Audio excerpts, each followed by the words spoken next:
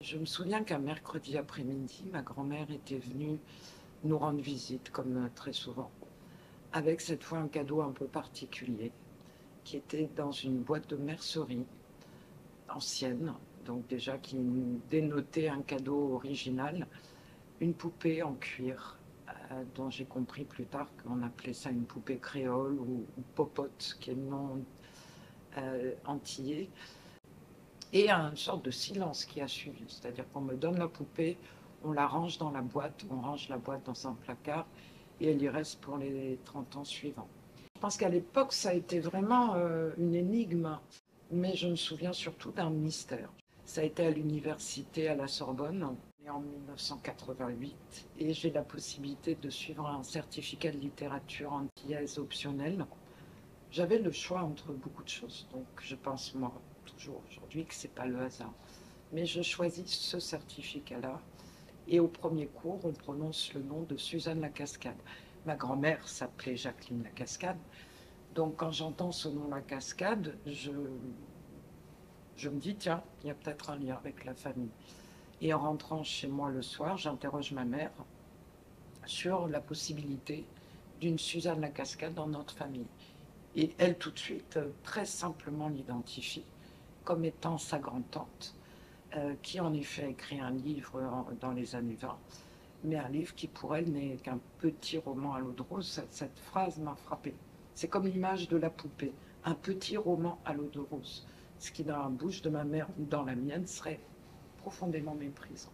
C'est pas du tout en effet ce qu'avait dit mon professeur d'université.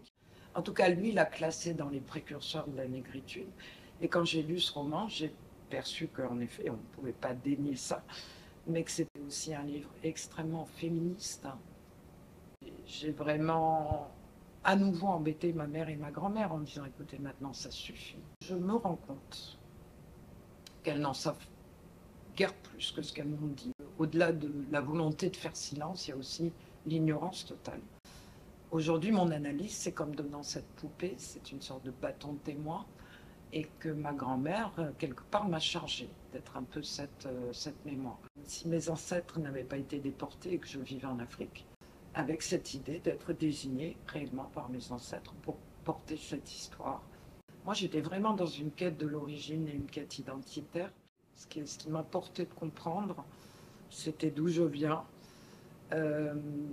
qu'est-ce que je fais des quelques informations de la légende familiale que j'ai fini par obtenir, de ci, de là, au gré de la mort d'une vieille tante, un petit papier qui me raconte que la Limanette épouse le marquis Louis de Pombiré de Beausoleil.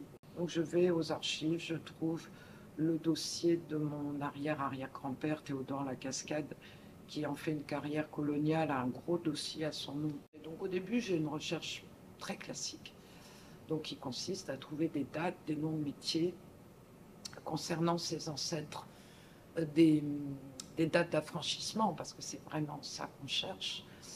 Et puis à un moment, un mur, c'est-à-dire que les esclaves ayant été exclus de l'état civil français, en tout cas en Guadeloupe, mais je pense que c'est la même chose à la Martinique, jusqu'en 1833, il n'y a pas de traces. C'est-à-dire que Eulalie, mon ancêtre, que je chéris tant parce que c'est la plus lointaine que je peux identifier.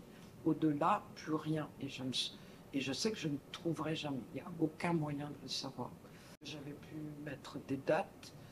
J'avais des histoires assez extraordinaires du petit-fils de Lali qui avait un parcours hallucinant, qui a fait le tour du monde.